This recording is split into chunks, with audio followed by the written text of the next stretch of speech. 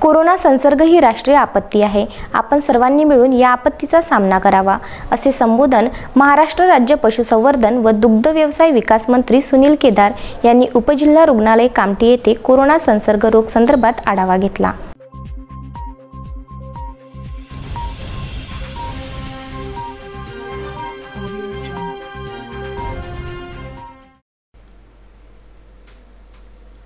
Corona संसर्ग ही राष्ट्रीय आपदा आहे। आपण सर्वांनी मिळून याचा सामना करावा, असे संबोधन महाराष्ट्र राज्य पशुसंवर्धन व दुग्ध व्यवसाय विकास मंत्री सुनील केदार यांनी उपजिल्हा रुग्णालय कामठी येथे कोरोना संसर्ग रोग संदर्भात आढावा घेतला। यावेळी राष्ट्रीय आपत्ती असलेल्या कोरोना रोगाबद्दल व त्यांच्या संभावित रुग्णांबद्दल जिल्हा परिषदेच्या आरोग्य विभागाकडून माहिती घेतली।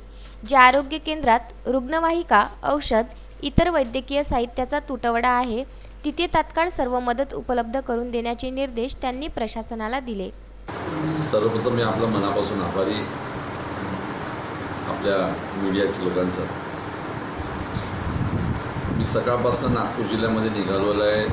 जिल्हा परिषद सन्मान्य अध्यक्ष, उपाध्यक्ष आणि पदाधिकारी कामठी मतदारसंघ सुरेश भोये साहेबांच्या सोबत आहे। आणि आज ही आपत्ती ही राष्ट्रीय आपत्ती आहे।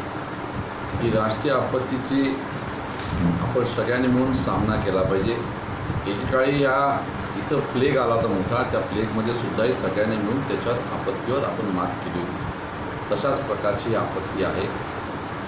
सगळे जिल्हा परिषदेचे डॉक्टर्स, राज्य शासनाचे डॉक्टर्स, त्यांच्यासोबत असलेले सगळे कर्मचारी, बाकी सगळ्या विभागाचे अधिकारी, हे सगळेजण काम करतात आहे।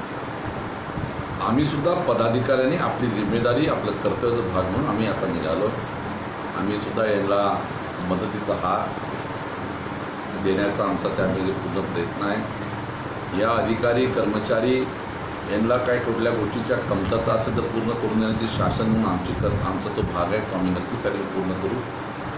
पण सोबतच जनतेला आवाहन करतो की ही राष्ट्रीय आपत्ती आहे, नॅशनल डिझास्टर, याच्यामध्ये सगळ्यांनी आपल्या परीनं कर्तव्याचा भाग देशप्रेम म्हणून केला पाहिजे आणि याच्यामध्ये सगळ्यांनी काळजी घेतली पाहिजे।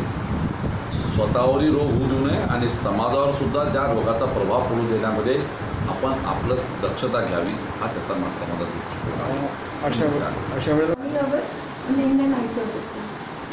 जैसे हमारी यूपीएससी में फ्यूमिगेशन होता है, एसडीएम में भी फ्यूमिगेशन होता है। पेशेंट के लिए दूर दूर खड़े रहने के लिए हमने वो ग्राउंड्स बनाए हैं 6 to 7।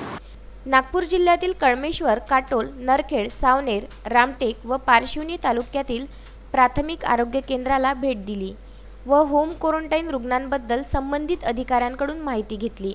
कोरोनाचा प्रसार रोखण्यासाठी उचित कारवाई करण्याचे निर्देश त्यांनी प्रशासनाला दिले। पियुष झुंझुवाडिया, विदर्भ न्यूज, सावनेर।